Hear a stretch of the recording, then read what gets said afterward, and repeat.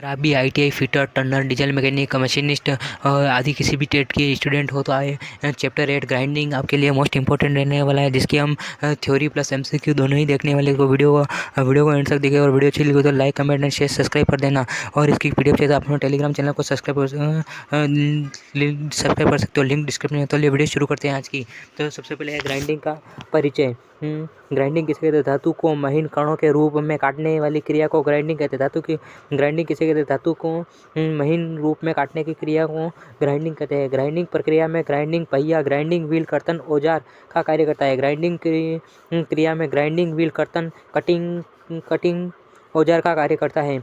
यह ग्राइंडिंग पहिया छोटे छोटे शार्प क्रिस्टलों का बना होता है। ग्राइंडिंग पहिया किसका बना होता है? तो छोटे छोटे शार्प क्रिस्टल कणों का बना होता है, जो धातु के छोटे छोटे कणों के रूप में काटता है। इन क्रिस्टल कणों का अपघर्षक एब्रेसिव कहते हैं। एब्रेसिव किसे कहते हैं? तो धातु के जो कण होते हैं छोटे छोटे, उन्हें एब्रेसिव कण कहते हैं। एब्रेसिव कहते हैं। एब्रेसिव किसे कहते हैं? धातु को छोटे छोटे कणों के रूप में काटना। इन क्रिस्टलों को अपघर्षक कहते हैं। अपघर्षक किसे कहते हैं? तो अपघर्षित छोटे छोटे कण होते हैं। इन क्रिया के द्वारा 0.38 मिमी से 0.76 मिमी तक धातु काटा जाता है। ग्राइंडिंग के द्वारा 0.38 से 0.74 mm तक का काटा जा सकता है मटेरियल। अपघर्षक किसे कहते हैं? अपघर्षक यह ग्राइंडिंग पहिए का वह पदार्थ होता है जो कर्तन का कार्य कटिंग का कार्य करता है। एब्रेसिव कर्तन को कार्य करता है। कटिंग अपघर्षक छोटे छोटे कणों के रूप में अत्यंत कठोर पदार्थ होते हैं। अपघर्षक छोटे छोटे कणों के रूप में बहुत कठोर पदार्थ होते हैं, जिनमें अनेकों तीव्र कोर शार्प एजेस होती है तथा पिन पॉइंट होते हैं, नोक होती है इनके, नोक पॉइंट होती है इनकी। अपघर्षक प्रकार। अपघर्षक दो प्रकार के होते हैं। अपघर्षक दो प्रकार के होते हैं। पहला है प्राकृतिक, दूसरा है कृत्रिम अपघर्षक। अपघर्षक दो प्रकार के होते हैं। पहला प्राकृतिक, दूसरा है कृत्रिम अपघर्षक। प्राकृतिक अपघर्षक इस प्रकार के अपघर्षक खानों से प्राप्त किया जाता है। प्राकृतिक अपघर्षकों को खानों से, नेचुरल खान यानी प्रकृति से खानों से प्राप्त किया जाता है। अब इन अपघर्षकों में अशुद्धता होने के कारण इन अपघर्षकों का प्रयोग कम में लाया जाता है। प्राकृतिक अपघर्षक, नेचुरल अपघर्षकों में अशुद्धता होने के कारण इन्हें कम प्रयोग में लाया जाता है और ये खानों से प्राप्त होते हैं, जैसे हीरा, एमरी, ठोस, क्वार्टम, कोरंडम तथा बालू पत्थर आदि। अब प्राकृतिक अपघर्षक कौन कौन से हैं? तो हीरा, एमरी, ठोस, क्वार्टम, कोरंडम तथा बालू पत्थर आदि प्राकृतिक अपघर्षक कहलाते हैं। नेक्स्ट है कृत्रिम अपघर्षक। अधिकतर ग्राइंडिंग पहिए कृत्रिम अपघर्षक के द्वारा बनाए जाते हैं। अधिकतर ग्राइंडिंग पहिए कृत्रिम अपघर्षक के द्वारा बनाए जाते हैं, क्योंकि ये शुद्ध होते हैं। इस प्रकार के अपघर्षक को विद्युत भट्टियों में बनाया जाता है। कृत्रिम अपघर्षकों को ये शुद्ध होते हैं और इन्हें भट्टियों में बनाया जाता है, क्योंकि इनका ऐसा करने से इनकी अशुद्धियाँ को हटाया जाता है। भट्टियों में इसलिए करने जाता है, इनके अशुद्धियों को हटाया जाता है, हटाया जा सकता है। अब्रेसिव और मैन्युफैक्चर अपग्रेसिव कहलाते हैं। कृत्रिम अपघर्षक तीन प्रकार के होते हैं। पहला है कृत्रिम अपघर्षक तीन प्रकार के होते हैं। सिलिकॉन कार्बाइड या कोरंडम, दूसरा होता है एल्यूमिनियम ऑक्साइड और तीसरा होता है हीरे, कृत्रिम हीरे। जिन्हें हम पॉइंट बाय पॉइंट समझेंगे। पहला होता है सिलिकॉन कार्बाइड या कोरंडम। सिलिकॉन कार्बाइड के कण बहुत ही कठोर तथा भंगुर ब्रिटनलेस होते हैं। इसके कारण इसका प्रयोग कम तनन सार्थक, लो डेंसिटी स्ट्रॉन्ग वाली धातुओं को ग्राइंडिंग करने में किया जाता है। सिलिकॉन कार्बाइड का कण बहुत ही कठोर होते हैं और भंगुर ब्रिटनलेस होते हैं। सिलिकॉन कार्बाइड के कण बहुत कठोर और भंगुर ब्रिटनलेस होते हैं। इसका प्रयोग कम तनन सार्थक, लो डेंसिटी वाले स्टेंट वाली जगहों पर किया जाता है। सिलिकॉन कार्बाइड का रंग चमकदार व काला तथा हरा होता है। सिलिकॉन कार्बाइड का रंग चमकदार तथा काला और हरा होता है। सिलिकॉन कार्बाइड का रंग काला, चमकदार, हरा होता है। इसके ब्लैक सिलिकॉन कार्बन तथा ग्रीन सिलिकॉन कार्बन को दो भागों में बांटा जाता है। सिलिकॉन कार्बाइड को दो भागों में बांटा जाता है। पहला है ब्लैक सिलिकॉन कार्बाइड कोरंडम तथा दूसरा है ग्रीन सिलिकॉन कार्बन। दो भागों में बांटा जाता है सिलिकॉन कार्बाइड को। नेक्स्ट है एल्यूमिनियम ऑक्साइड। एल्यूमिनियम ऑक्साइड से बनाए गए ग्राइंडिंग पहिए का प्रारंभ उच्च तनन सार्थक वाली धातुओं के लिए ग्राइंडिंग करने में किया जाता है। हाई स्ट्रॉन्ग मटेरियल काटने में किया जाता है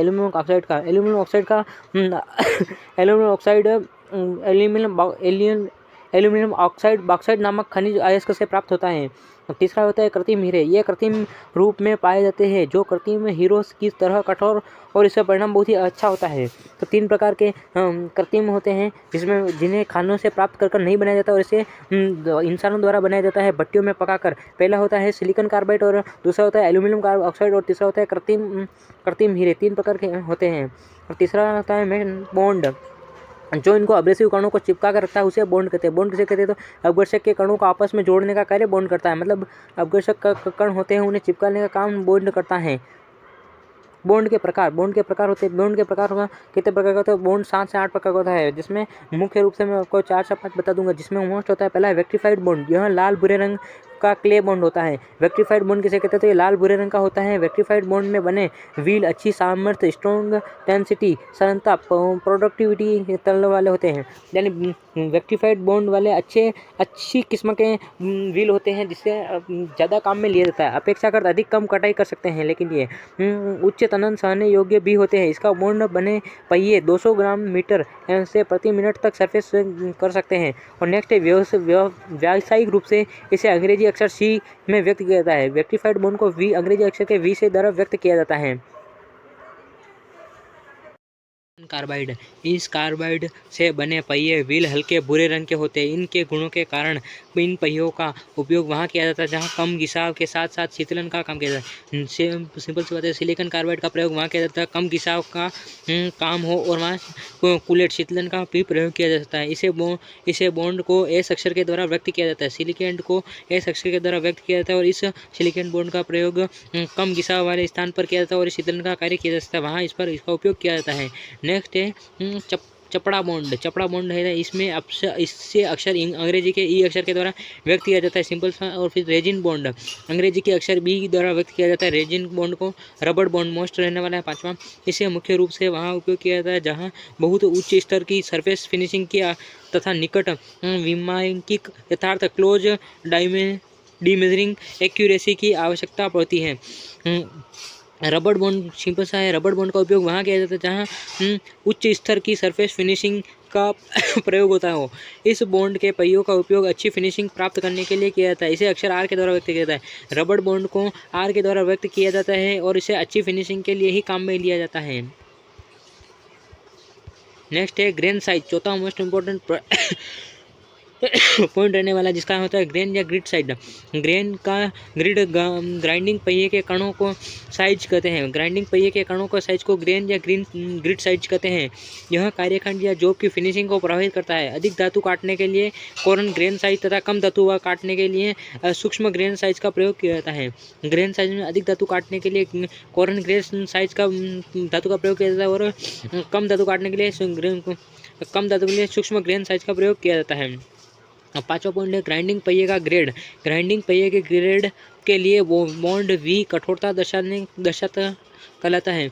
बॉन्ड की कठोरता A to Z तक होती है। बॉन्ड की कठोरता A to Z तक होती है। ए ग्रेड का मुलायम तथा Z ग्रेड का सबसे कठोर ग्रेड होता है। ए ग्राइंडिंग पहिए का ग्रेड A to Z होता है, जिसमें ए ग्रेड का सबसे मुलायम और Z ग्रेड का सबसे कठोर होता है।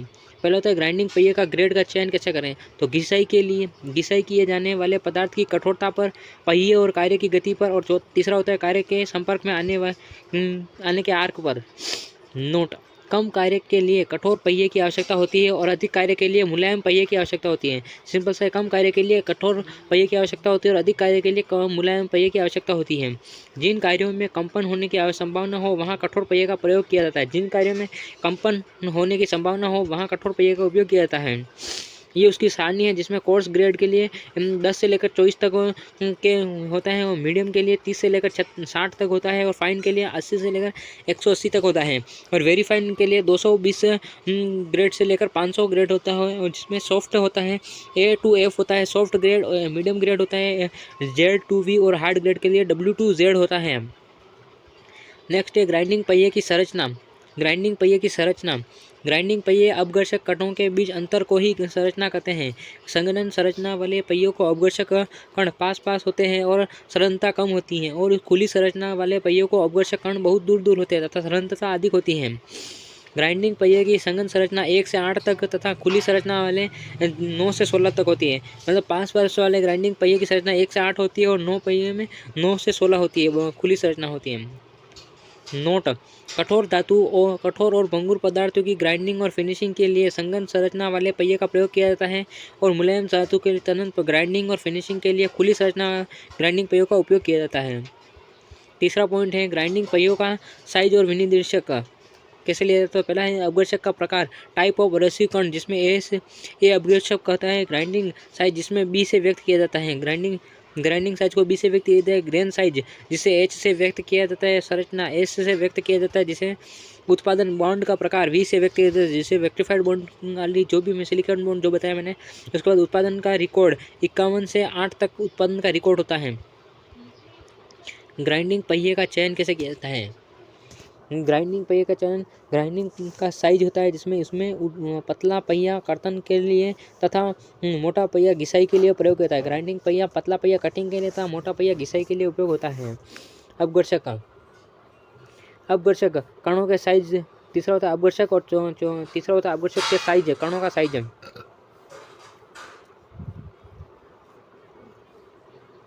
अच्छी फिनिशिंग के लिए ग्रेन साइज छोटा होना चाहिए। जहां अच्छी फिनिशिंग की आवश्यकता नहीं हो वहां ग्रेन साइज का प्रयोग ज़्यादा होता है।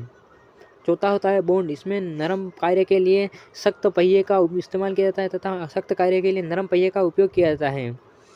छठा होता है लोडिंग, नरम पदार्थ की ग्राइंडिंग करते समय पदार्थ के छोटे छोटे बारीक कण ग्राइंडिंग पहिए के छोटे छोटे छिद्रों में फंस जाते हैं, उसे ही लोडिंग कहते हैं। ग्राइंडिंग करते समय जो छोटे छोटे कण उसमें फंस जाते हैं उसे लोडिंग कहते हैं।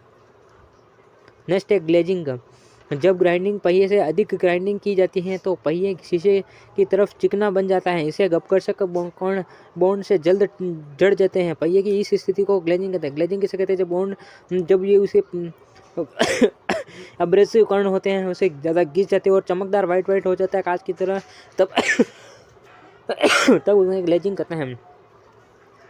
नेक्स्ट है ड्रेसिंग।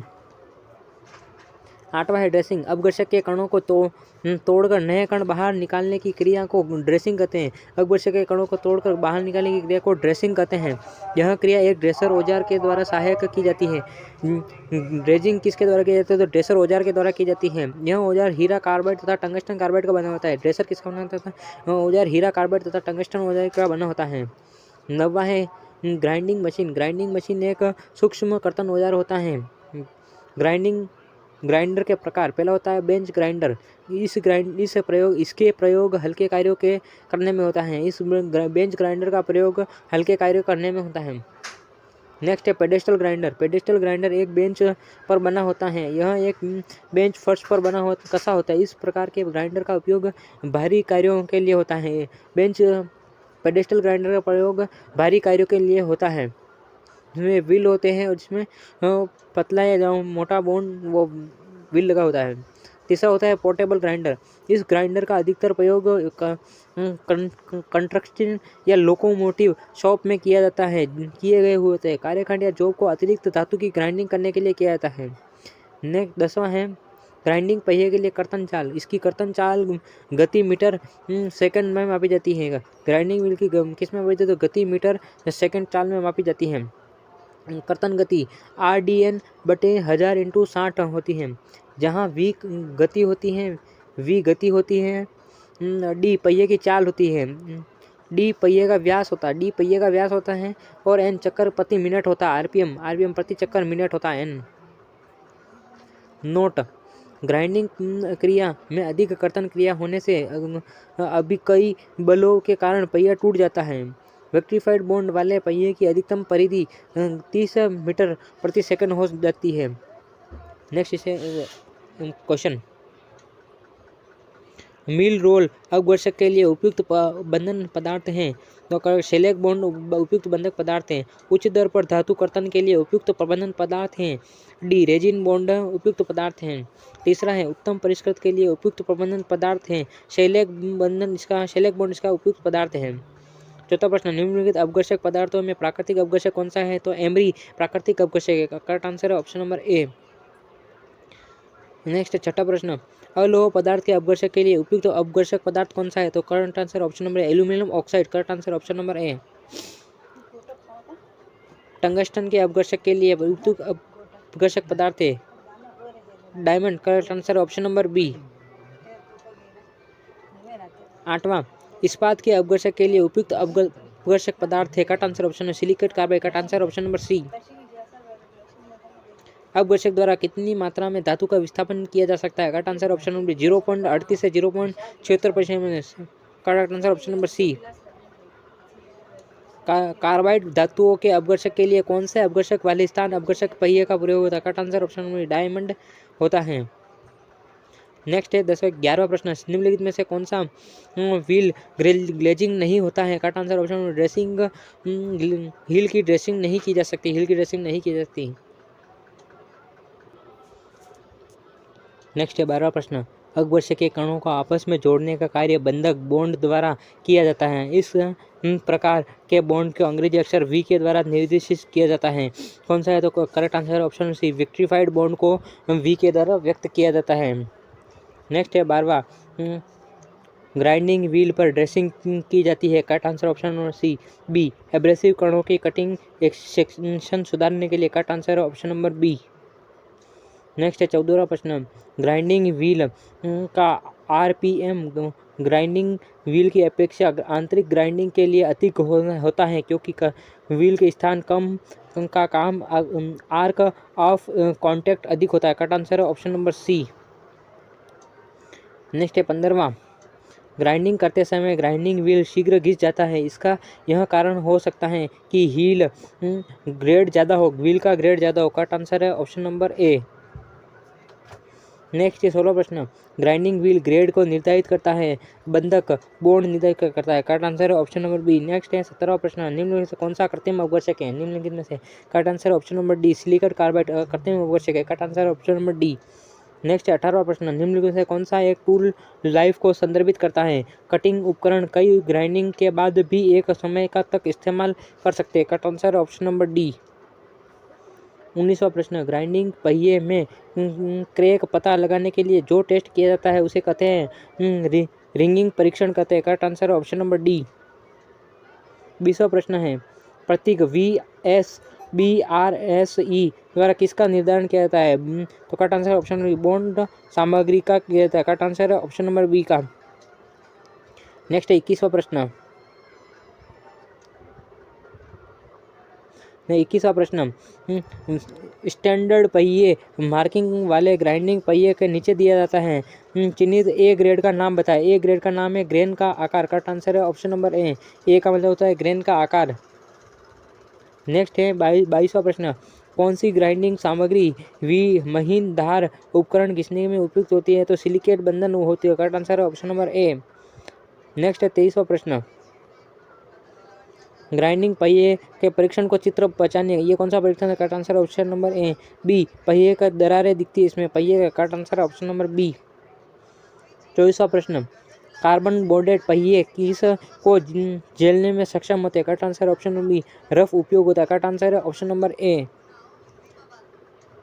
नेक्स्ट है 25वां प्रश्न, उस बॉन्ड का नाम बताएं जिसका उपयोग भारी शुल्क बड़े व्यास के पहिए को लिए किया जाता है। महीन फिनिशिंग की आवश्यकता, उस बॉन्ड का नाम है जहाँ महीन फिनिशिंग की आवश्यकता होते हैं वहाँ सिलिकेट बॉन्ड का उपयोग किया जाता है। करेक्ट आंसर है ऑप्शन नंबर डी। 26वां प्रश्न, हेवी ड्यूटी वर्ग के लिए किस मशीन का उपयोग किया जाता है? करेक्ट आंसर ऑप्शन है पेडेस्टल ग्राइंडर का उपयोग किया जाता है। Correct answer option number C. Next है 27वां प्रश्न, पेडेस्टल ग्राइंडर में एक्स के रूप में चिन्हित भाग का नाम बताएं। Tool post. करेक्ट आंसर है ऑप्शन नंबर ए, टूल पोस्ट है। 28वां प्रश्न, एक ग्राइंडर व्हील जिसका विनिर्देशक 32A46H 8V के उसमें ए क्या दर्शाता है? इसमें ए क्या दर्शाता है? तो अपघर्षक का प्रकार, टाइप ऑफ एब्रेसिव बताता है। करेक्ट आंसर है ऑप्शन नंबर डी। नेक्स्ट है 29वां प्रश्न, कंस्ट्रक्टिव चलने के लिए ग्राइंडिंग व्हील चलाने के बाद क्या करना चाहिए? करेक्ट आंसर ऑप्शन टर्निंग करनी चाहिए। करेक्ट आंसर है ऑप्शन नंबर ए। लास्ट 30वां प्रश्न है, इस टूल का नाम बताएं। कौन सा टूल है? तो ये स्टार हिल टूल है, जिसमें स्टार की तरह बताया इसलिए इसका नाम है स्टार हिल टूल। कैसे लगी वीडियो अच्छी लगी हो तो like comment and share subscribe कर देना और इसकी PDF से टेलीग्राम चैनल को सब्सक्राइब कर। तब तक के लिए जय हिंद जय भारत। तब तक के लिए